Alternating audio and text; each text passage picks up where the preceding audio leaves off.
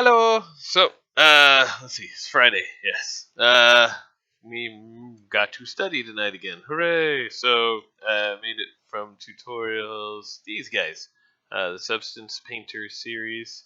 So going through those right now. After this will be Substance Designer. Hopefully that'll go very fast too.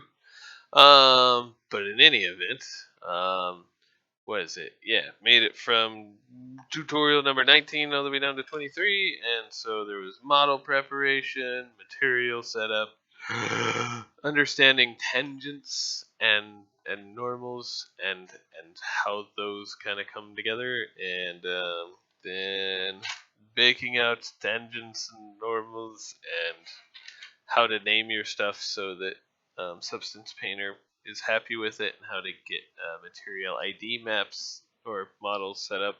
So basically, what is it here in Maya?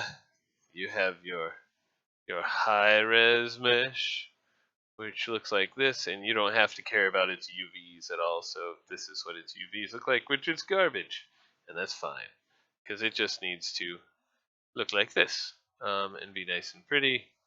And yeah, and also this has each of these colored a certain way, so that way inside of Substance Painter I can label these each to be, these will be metal, these will be plastic, or vice versa.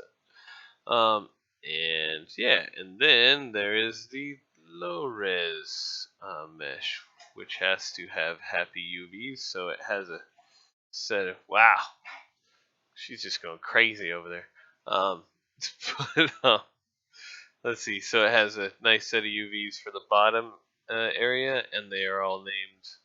If we look at the geometry, they're named bottom, low. They got kind of mixed up.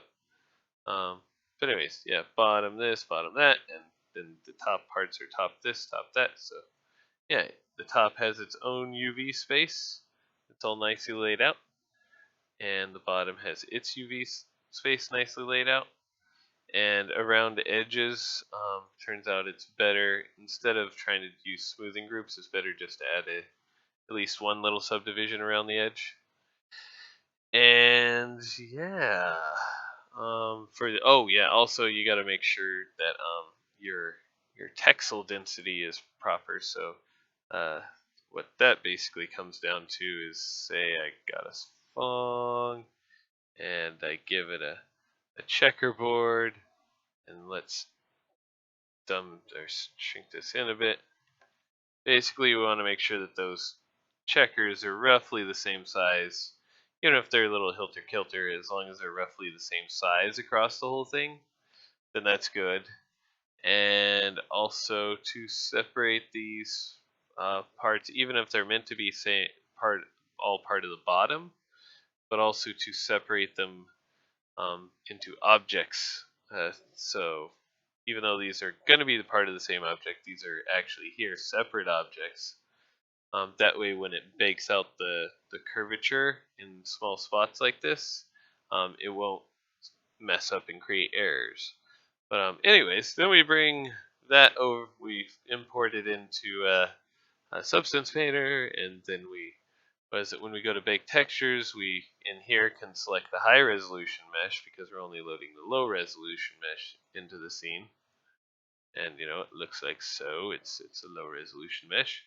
But then when we bake the normal map, we get ta-da! It looks like the high resolution map. It has all those nice little edges to it. And that's all because of this, let's see, solo, normal, or maybe additional. There it is, all because of this guy. The normal map that contains the tangents and the curves of all the stuff. So anyways, yeah. Next we actually get to start work on painting it inside of Substance Painter.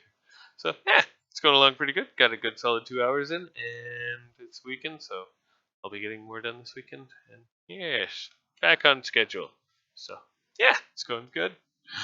And hope the week went well for everybody else. And Friday, hooray! So yes, enjoy. Peace. Da, da,